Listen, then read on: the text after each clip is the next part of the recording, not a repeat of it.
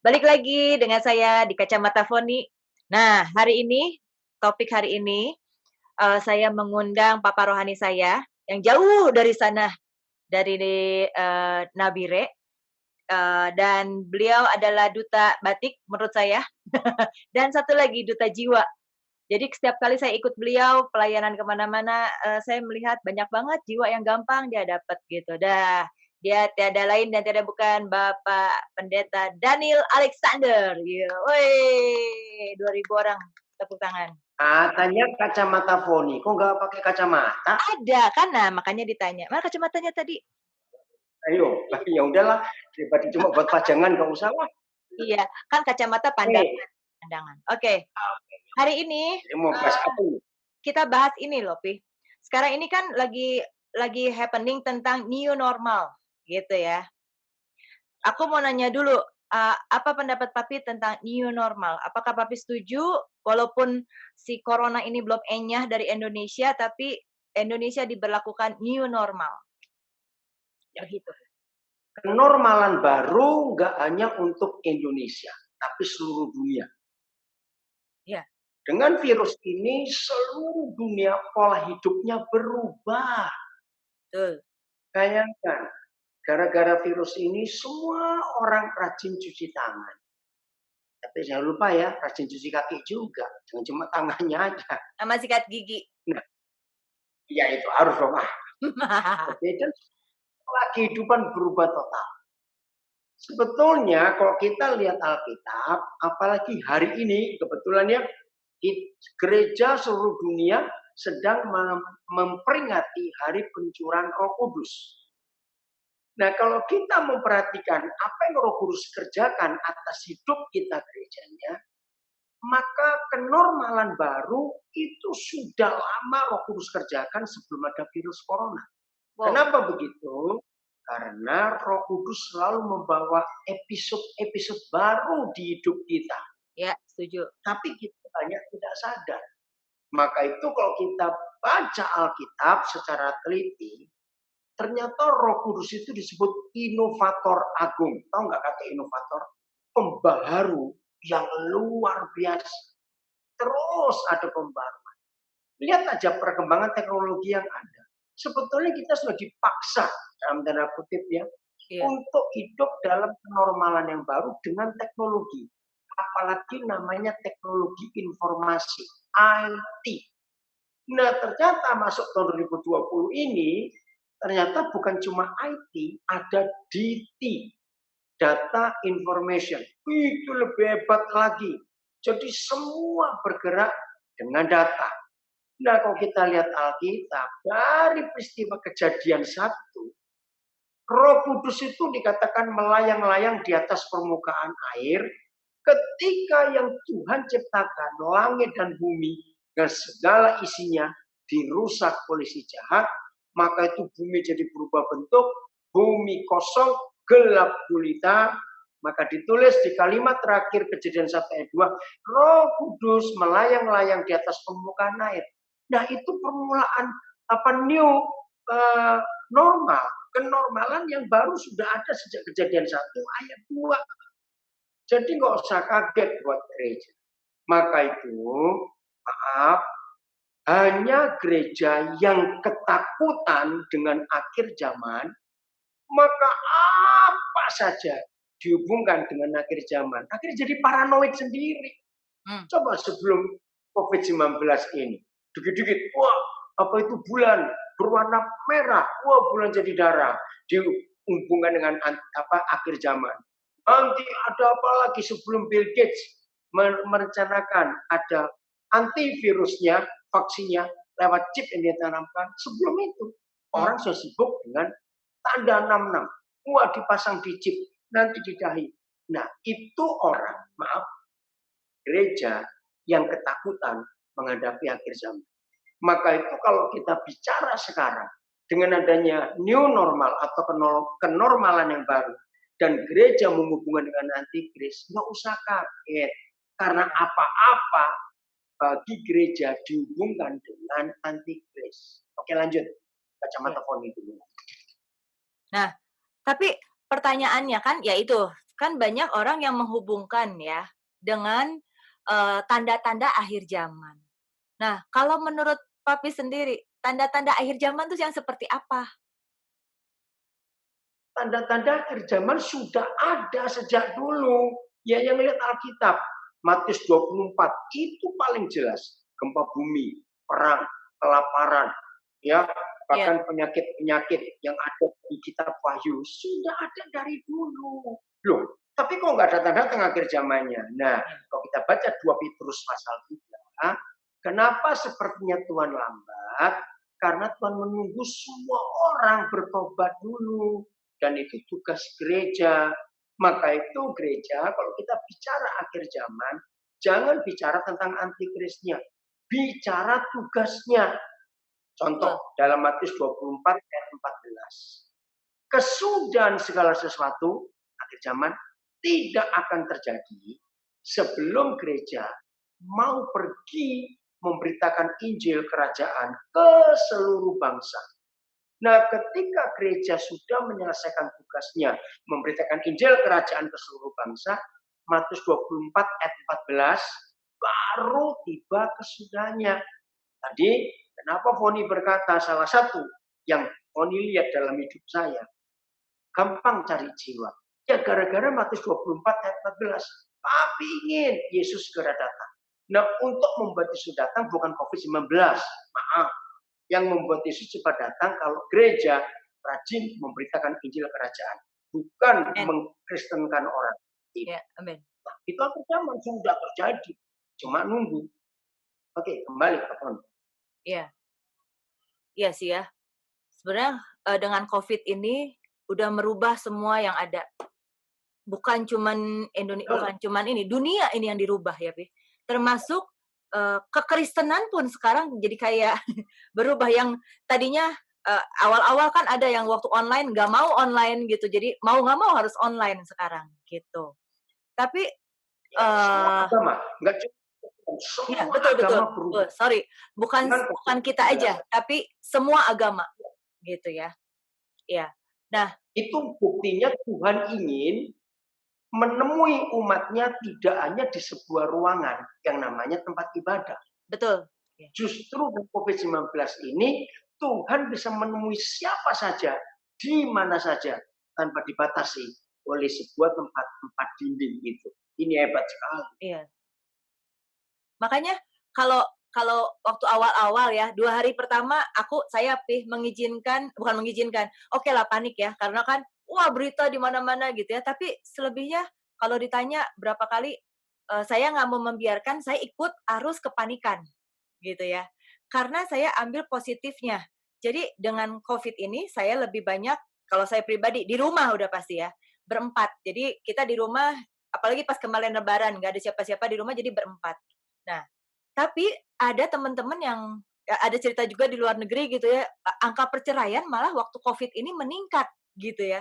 Nah, buat buat saya, justru buat saya, COVID ini banyak, kita harus ambil yang baiknya. Penyakit COVID ini justru mendatangkan juga hal-hal yang baik buat kita, gitu. Setuju nggak sih, Pi? Betul. Nah, kenapa angka perceraian tinggi?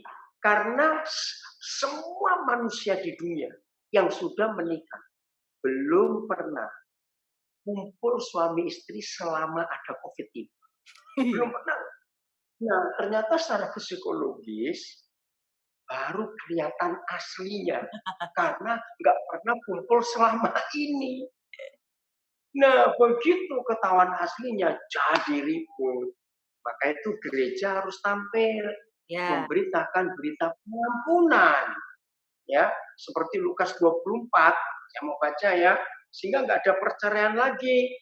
Ini tugas kita. Nah, maka itu gereja lupa akan tugasnya. Lukas 24, ya. Nah, jadi kalau gereja mau melakukan ini, angka perceraian nggak akan seperti sekarang ini. Oke? Dan hari ini kita memperingati hari Pentakosta itu. Lukas 24 mulai ayat 46. Katanya kepada mereka, ada tertulis demikian. Mesias harus menderita dan bangkit dari antara orang mati pada hari yang ketiga. Dan lagi, ini tugas gereja. Dan lagi dalam namanya, dalam nama Yesus, berita tentang pertobatan dan pengampunan dosa harus disampaikan kepada segala bangsa. Mulai dari Yerusalem. Kamu, yaitu kita, adalah saksi dari semuanya ini. Ya. Kita ini saksinya, gereja. Dan aku akan mengirim kepadamu apa yang dijanjikan Bapa. Hari ini, Roh Kudus. Tetapi kamu harus tinggal di dalam kota ini sampai kamu diperlengkapi dengan kekuasaan dari tempat yang tinggi. Jadi kuasa Roh Kudus itu membuat kita berani bersaksi tentang Yesus. Berita pertobatan dan pengampunan dosa. Jadi suami istri yang baru kenal pasangannya selama COVID-19 karena semuanya work from home, semuanya di rumah dari pagi sampai malam. Apalagi yang rumahnya kecil, ke situ ketemu, ke sini ketemu. Nah, bisa saling menjengkelkan. Ayo gereja, kita beritakan berita pertobatan dan pengampunan dosa. Saling menerima kekurangan kelebihan pasangan. Ya, betul. Nah, dan teman-teman Foni ya, sahabat Foni, satu lagi ya, papi saya ini yang mengenalkan saya tentang keindahan batik. Nah, yang apa ya, pendeta yang koleksinya batik seabrek, nah ini beliau gitu ya. Sampai saya sekarang sengaja mau. Hah? Kenapa? Nggak punya dasi, nggak punya jas. Nggak punya dasi, nggak punya jas ya. Sampai baju tidurnya pun ya, beliau ini batik ya. Kita jangan ngomong di sini. Ini sengaja loh, mau chat sama papi, aku pakai batik Papua. Nah, gitu. Iya, kelihatan tuh batik Papua. Batik Papua, susah nyarinya. Ya, dan banyak cerita kalau tentang papi saya ini, gimana saya belajar tentang menginjili seseorang ya, memperkenalkan. Makanya aku bilang duta, karena ya memperkenalkan aja, tidak harus prinsipnya papi tidak harus mengkristen. Berubah agamanya. Betul ya. Dan anak-anak rohani papi ini banyak yang agama lain kok. Saya saksi hidupnya. Dan baru beliau lah saya lihat ya selama ini yang melakukan itu gitu. Balik lagi Pi. Nah, sekarang Pi. Kalau ini kena durasi ya, durasi Zoom. Kalau boleh papi kasih tips buat semua, buat kita-kita. Kira-kira apa yang harus kita persiapkan untuk menghadapi kita berjalan di akhir zaman inilah gitu. Akhir zaman ini, ya. Oke, maaf yang dengar suara tok ini tetangga kami lagi nggak tahu pukul-pukul apa ya. Saudara, mari kita lihat Alkitab secara jelas. Apa itu akhir zaman? Saya mau ngomong dengan tegas. Ternyata konsep akhir zaman dari sudut pandang Papa di surga dengan akhir zaman dengan sudut pandang banyak pendeta itu beda jauh. Buat Papa di surga, akhir zaman itu indah. Akhir zaman itu menyenangkan. Akhir zaman itu menggairahkan. Akhir zaman itu membuat orang jadi antusias. Loh kok bisa? Ingat doa Bapa kami. Datanglah kerajaanmu. Jadilah kehendakmu. Supaya bumi jadi seperti surga. Ya. Jadi akhir zaman itu persis seperti pemilu. Di semua negara di dunia yang sistemnya demokrasi pasti ada pemilu, yaitu pemilihan kepala negara. Nah, kenapa disebut pesta demokrasi? Karena rakyat pesta memilih pemimpin baru. Nah, begitu pula akhir zaman itu pesta demokrasi surga. Nah, calonnya cuma dua. Seperti pemilu Indonesia belum lama ini cuma dua calonnya. Ya, nomor 1 dan nomor 2. Nah, begitu pula akhir zaman pemilu dunia ini calonnya cuma 2. Tuhan Yesus dan si kunyuk jelek itu. Jelas sekali sudah. Ya, jangan tertawa. Nah, sekarang kita mau pro yang mana? Ini pemilihan yang luar biasa sesuai doa Bapa kami. Saya mau bacakan Wahyu 11 ayat 15. Wah, ini pemilu yang membuat kita harus antusias. Ya, Wahyu 11 ayat 15. Sangkakala ketujuh, nyanyian puji-pujian para tua-tua. Lalu malaikat yang ketujuh, ya, meniup sangkakalanya, dan terdengarlah suara-suara nyaring di dalam surga. Jadi kan antusias, suara-suara nyaring. Malaikat ketujuh. Nah, seringkali gereja khotbah malaikat pertama, malaikat kedua, malaikat sampai malaikat keenam. Ternyata nggak penting. Yang penting itu malaikat ketujuh, karena ini akhirnya. Ada apa berita dari malaikat ketujuh? Suara nyaring dalam surga katanya, pemerintahan atas dunia dipegang oleh Tuhan kita, itu Yesus. Dan dia yang diurapinya, itu gereja, itulah kita. Jadi Yesus dengan gereja bersatu membentuk pemerintahan baru di dunia. Katakan, dan ia dari jamak Yesus dan gereja menjadi tunggal, dan ia akan memerintah sebagai raja sampai selama-lamanya. Lu kan keren akhir zaman itu. Yeah. Jadi buat saya akhir zaman itu tidak menakutkan sama sekali, malah menggairahkan. Sama seperti pemilu yang barusan ini 2019. Saudara pihak nomor 1 atau nomor 2. Nah, kan antusias berlomba-lomba ingin memenangkan pasangannya. Nah, kalau gereja, maaf, lihat, berita akhir zaman buat gereja, hampir 90%. Kenapa ngomongin si kunyuk itu? Yeah. Antikris, tanda 66, binatang itu, ngomongin tanda. Loh, seharusnya kan kita ngomongin Tuhan kita. Ingat loh, calonnya cuma 2. Pemilu dunia ini, Yesus dan si kunyuk itu. Yeah. Maka itu ketika gereja khotbah akhir zaman lebih menonjolkan antikris, tidak menonjolkan Yesus Kristus Tuhan. Itu kan istilah Jawa kebangetan gitu. Maka itu seharusnya akhir zaman itu jauh lebih indah, jauh lebih penting membicarakan Yesus yang akan jadi raja segala raja daripada membicarakan tentang tanda 66, chip di bawah kulit telapak permukaan kulit tangan, daripada bicarakan Bill Gates, daripada bicara COVID-19. Untuk apa? Ayo kita bicara tentang Tuhan Yesus yang akan memerintah sebagai raja di bumi. Lanjut, Bang. Ya, malah bergairah. Malah ya, Pih, udah beberapa tahun banyak orang yang stres gara-gara dapat berita yang seperti itu. Udah hidup penuh tekanan katanya ya. Dia dapetin firman untuk mempersiapkan akhir zaman yang sebegitu menyeramkan. Jadi rasanya mentalnya nggak siap gitu.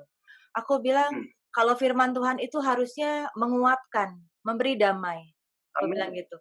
Ini berarti ini mungkin orang itu juga mungkin orang itu salah menerima dan terlalu dipikirkan. Jadi itu malah jadi bikin dia stres. Tapi bukan satu orang loh, Pi, yang ketakutan menghadapi akhir zaman. Ya, banyak orang. Oke, saya baca satu ayat lagi. Wahyu 14 ayat yang ke-12.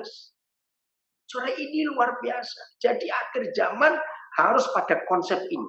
Wahyu 14 ayat 12. Yang penting di sini. Berarti kan yang penting. Bukan chip 666, bukan tanda, bukan apa. Bukan itu, bukan si antikris, bukan COVID-19. Yang penting di sini ialah ketekunan orang-orang kudus yang menuruti perintah Tuhan dan iman kepada Tuhan Yesus. Yang penting. Jadi tidak boleh ketakutan. Amin, amin. Tidak bukan, ya toh. Ya. Oke, lanjut, Pak. Tapi kenapa Papi bisa berbeda banget pandangannya dengan gereja-gereja lain? Kalau 90% kan menggambarkan lebih seperti itu gitu. Kenapa, Pi, ceritain? Oke. Maaf ya, Saudara. Ada konsep dalam hidup. Hidup kita ini mewakili siapa? Yes. Renungkan. Kalau ada seorang suami, berarti dia sudah punya istri. Tapi hidupnya selalu mewakili mamanya. Dikit-dikit ngomongin mamanya. Tahu nggak? Istrinya akan menderita. Iya. Karena istrinya akan dibandingkan dengan mamanya terus. Nah, ketika 90% lah, maaf saya berkata, 90% lebih gereja akhir zaman itu mewakili antikris. Maka itu yang disebut-sebut lebih banyak ya yang diwakili itu. Wow. Tapi mewakili Tuhan Yesus. Maka itu Papi kalau khotbah akhir zaman lebih banyak tentang Tuhan Yesus. Ya. Saudara, Google, tahu Google ya? Kalau nggak tahu ya keterlaluan. Aku taunya Google itu mencari di Google, saya sampai kaget. Google itu menulis, buka ya Google antikris. Bayangkan. Nah, oh ini ya, Pak, buka itu Google. Google itu mencatat antikris itu cuma keluar 5 kali di Alkitab. Bukan 5 ayat. Ketemu nggak, Pak? ada. Saudara perhatikan. Google mencatat kata antikris di Alkitab itu cuma 5 kali disebut. Betul nggak? Belum ketemu ya? Lihat. Nah, nama Yesus, kalau saya lebihkan, berapa ribu kali disebut di Alkitab? Iya. Mengapa yang cuma 5 kali disebut bukan di 5 ayat? Saya ketemu, Pak. Betul, 5 kali. Cari antikris. Nah, mengapa yang cuma disebut 5 kali? Bisa jadi bahan khotbah yang gak habis-habis tentang akhir zaman. Itu kan keterlaluan. Harusnya khotbah akhir zaman itu tentang Tuhan Yesusnya. Ketemu, Pak? Aku cuma nemu Google, antikris. Nemu apa? antikris. Belum nemu, Pi. Oh, belum. Antikris, biasa aja. Pakai bahasa Indonesia. Antikris. Itu cuma 5 kali. Ada? Ya. Nah, kenapa yang cuma disebut 5 kali bisa jadi bahan khotbah berpuluh-puluh tahun gak habis-habis? Kenapa nama Yesus yang jauh lebih banyak dari yang 5 kali itu kita hapuskan? Sama seperti Natal. Mengapa kalau Natal Sinterklas lebih terkenal dari Tuhan Yesus? Pohon Natal lebih terkenal dari Tuhan Yesus. Ini sebuah penyelewengan dari si jahat, si penipu, si pembohong itu. Dan gereja percaya. Mari gereja kita bertobat hari. Jangan khotbahkan COVID-19 lebih banyak daripada nama Yesus. Ya, jangan nyebut-nyebut antikris yang cuma 5 kali disebut di Alkitab. Khotbahkan nama Yesus untuk akhir zaman. Karena figur sentral akhir zaman tetap Yesus yang akan jadi raja segala raja, memerintah bumi ini. Itu yang luar biasa. Oke, Pak, lanjut. Iya. Nah, sekarang, Pi, kasih tips di menit-menit terakhir, kira-kira apa yang mesti kita persiapkan? Itu aja. Tadi, Wahyu 14 ayat 12. Persiapkan hidup benar di hadapan Tuhan. Persiapkan tetap beriman kepada Tuhan Yesus. Baca lagi ya, Wahyu 14 ayat 12. Yang penting di sini ialah ketekunan orang-orang kudus. Kesetiaan kita, gereja Tuhan. Yang menuruti perintah Tuhan dan iman kepada Yesus. Kenapa perlu iman? Karena di Lukas 18 ayat 8, Tuhan Yesus berkata begini, dan ini menakutkan sekali. Lukas 18 ayat 8, aku berkata kepadamu, Yesus akan segera membenarkan kita, gereja. Akan tetapi, jika anak manusia itu datang, di zaman ini, adakah ia mendapati iman di bumi? Nah, sekarang gabungkan Wahyu 14 ayat 12 dengan Lukas 18 ayat 8. Ternyata satu-satunya keraguan Tuhan Yesus kalau dia datang nanti, dia nggak ragu begini, masuk gereja nggak? Masih ada kebaktian nggak ya? Enggak. Masih ada WL nggak yang worship leader? Masih ada yang main musik nggak ya? Enggak. Yang dia khawatirkan cuma satu. Kalau anak manusia datang, masih ketemu iman nggak di bumi? Berarti, saudara, iman ini sedang digoncang. Dan si kunyuk itu sudah berhasil. Buktinya apa? Tadi Foni bilang, Parno, berita akhir zaman buat orang ketakutan. Berita COVID-19 banyak orang ketakutan. Akhirnya kenapa yang takut? Gak punya iman di dalam Yesus. Bukan kita mau ngelawan, tidak. Maka itu saudara-saudara, dengan kacamata Foni ini, mari kita jadikan kacamata Tuhan untuk kita pakai melihat. Satu kali ada ilustrasi bagus. Ada orang kaya, sangat kaya. Tiba-tiba dia kena penyakit yang aneh. Sudah berobat ke seluruh negara di dunia nggak sembuh. Akhirnya dia diberitahu ada seorang ahli pengobatan Tionghoa yang disebut Jinsei. Dia datang ke situ. Begitu sampai ke sana, nggak ditanya macam-macam. Oh, yang membuat saudara nggak sehat karena saudara tidak melihat warna hijau di mata saudara. Cuma itu. Iya. Akhirnya dia pulang. Dia ngecat tembok kamarnya dengan warna hijau. Dia cat ruang tamunya dengan warna hijau.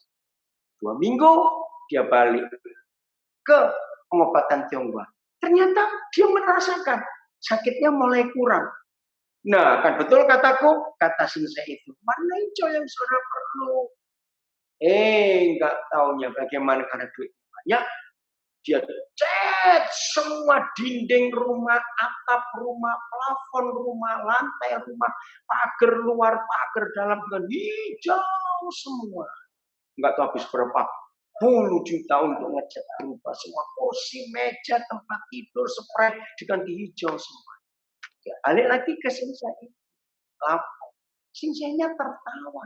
Ngapain kamu repot-repot ngecat warna hijau? Pakai aja kacamata yang kacanya hijau. Kan gampang. Ngerti nggak ilustrasi itu? Nah, ini gereja kalau tidak mempunyai pandangan dengan kacamata Tuhan. COVID-19 akhir zaman membuat parno dan ketakutan. Ayo kita miliki iman. Yang penting di sini ialah ketekunan orang-orang kudus yang mentaati perintah Tuhan dan iman kepada Yesus. Itu tipsnya. Ya.